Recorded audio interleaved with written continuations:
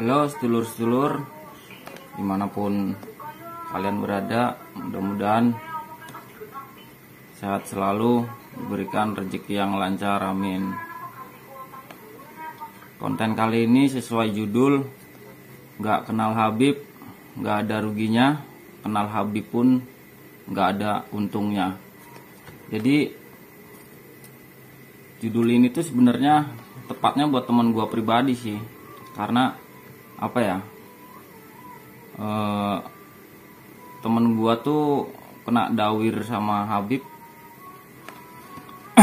udah sering sebenarnya. Nah sekarang dia udah sadar dan sekarang ikut menjadi anggota Laskar Sabilillah Perjuangan Wali Songo Indonesia. Ini mungkin ceritanya agak sedikit panjang ya sedulur, karena ini gue mau ceritain dari awal dia cinta sama Habib, senang sama Habib, dan sekarang dia nggak mau lagi berteman deket kayak dulu gitu. Ini langsung aja ke ceritanya ya teman-teman.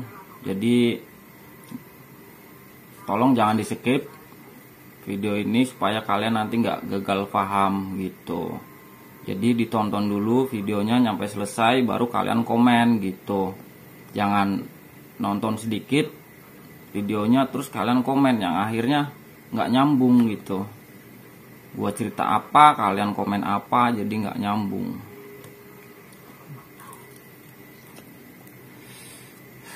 Oke, sekarang cerita dari awal ya. Jadi temen gua tuh punya warteg di Jakarta. Dan selama temen gue buka warteg itu kenal Habib nggak banyak sih, ya 1-2 lah, 1-2 Habib. Nah dari situ temen gue itu si Habib itu terkadang main ke warteg yang ada di Jakarta. Dan setiap pulang ya pasti dikasih ongkos lah, udah pasti ya karena temen. Tapi lama kelamaan berjalannya waktu itu banyak Habib yang datang ke situ mengatasnamakan temennya gitu. Jadi misalkan ini ada Habib main ke warteg ya, main ke wartegnya temen gua, nggak kenal nih. Terus dia nanya, ini dari mana ya? Oh ini Habib A gitu kan. Ini saya temennya Habib ini. Oh ya monggo, langsung diajak masuk ke rumah kan gitu. Nah dari situ pokoknya semenjak dia buka warteg tuh sering banget kedatangan Habib-Habib yang gak kenal dan mengatasnamakan ya temannya itu. Jadi buat transit. Pasti ya bukan cuma transit, pasti setiap balik pasti kan dikasih ongkos, makan ya dikasih makan, tidur ya di situ di warteg tersebut.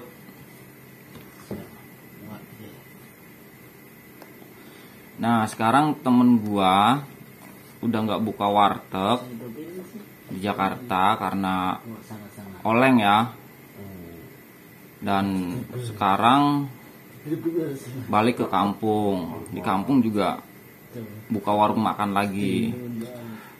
Tetap aja dikejar di Jakarta, dikejar sama Habib-Habib gitu ya buat transit, nanti pulang dikasih ongkos. Mungkin Habib yang pertama kenal nih mungkin kayak nyebar link gitu. Menurut gua sih gitu ya. Ini asumsi gua, asumsi liar lah. Kalau maaf ya, kalau salah ya mohon maaf. Ini asumsi liar gua. Mungkin Habib yang pertama dia kenal ini ngomong, kalau ke Jakarta main kesini aja, dia orangnya baik, nanti pasti ngasih uang, ngasih makan, pasti ya, karena banyak Habib-Habib yang gak kenal main ke warung dia.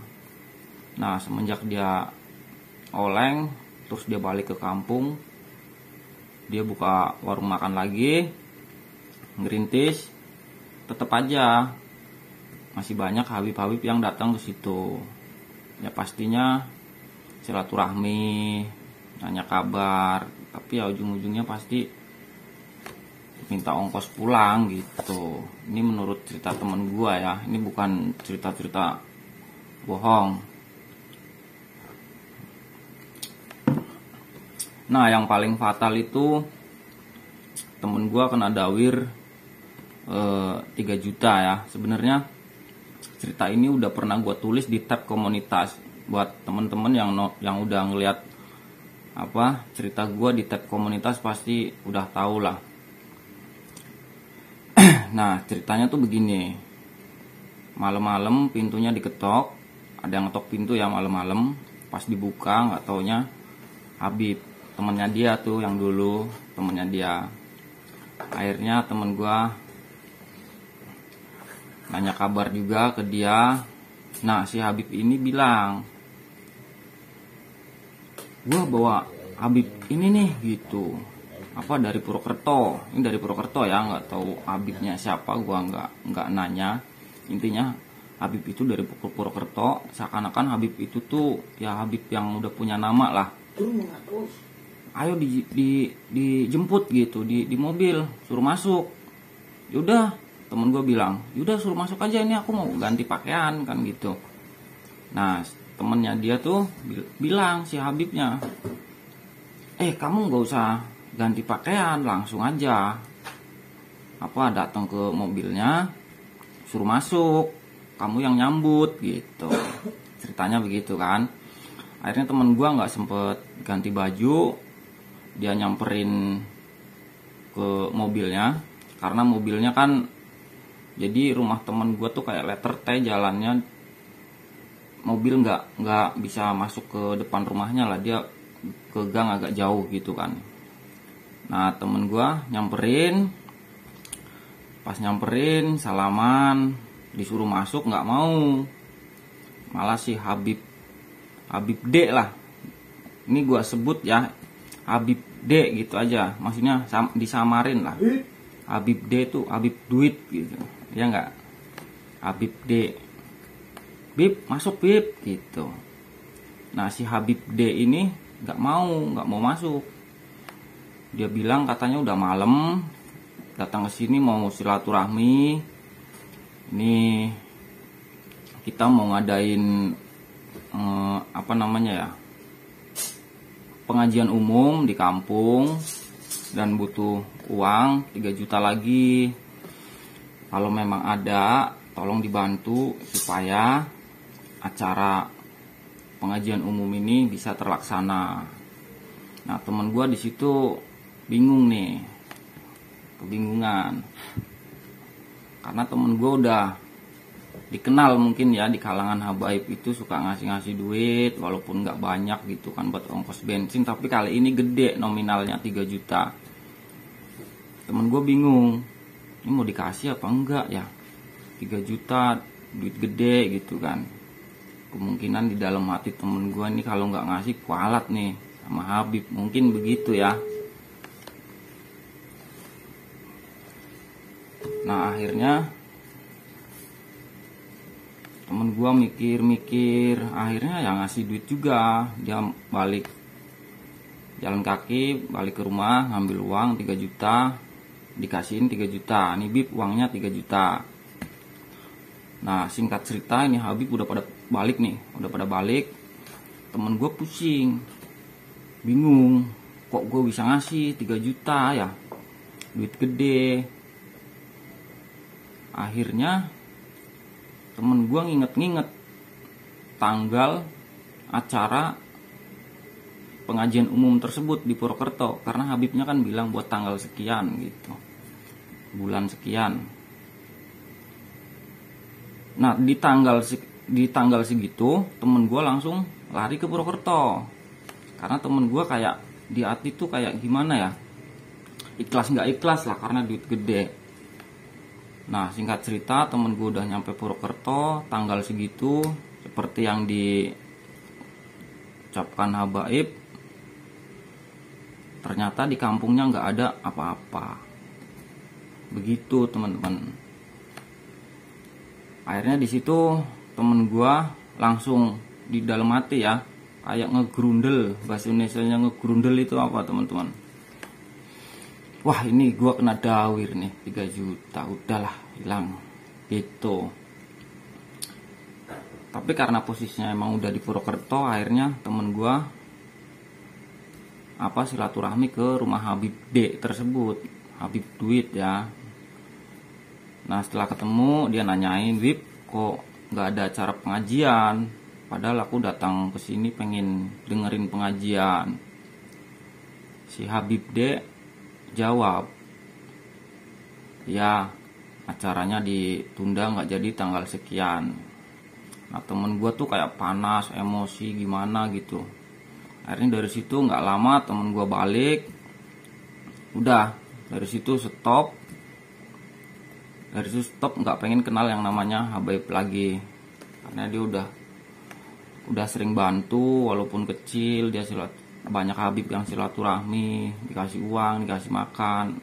Nah ini paling gede tuh 3 juta.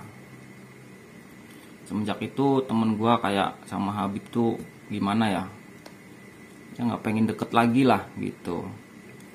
Akhirnya munculnya Laskar Sabilillah Perjuangan Wali Songo.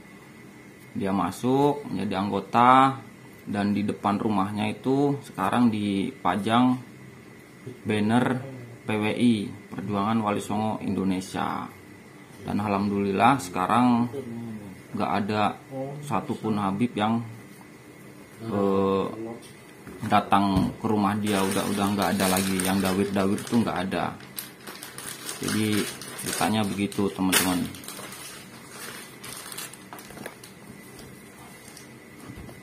Sebenarnya sih masih banyak ya cerita-cerita soal begituan, karena di kampung gua di RT sebelah sekitar pirang bulan ya bet, meneknya pirang bulan ya, sing dikantem 4 bulan, sekitar 4 bulan yang lalu lah teman-teman. Itu di RT sebelah ada yang ngaku-ngaku dia habaib ya, karena di Tegal kan, di sini kan home industri rumahan, banyak orang-orang yang punya usaha lah pengecoran logam. Nah dia ngaku habaib terus minta duit gitu, dawir ke RT sebelah, nggak dikasih. Terus besok paginya datang lagi ke situ, minta duit lagi. Akhirnya dikasih kan.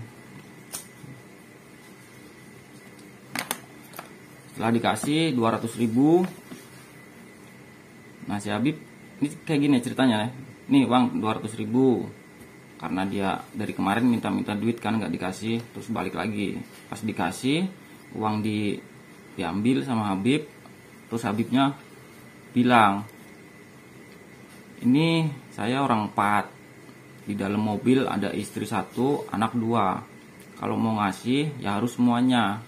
Nah berarti 200.000 itu dikali 4 berapa? 800.000. Yang akhirnya di situ kayak adu bacot, adu mulut lah gimana.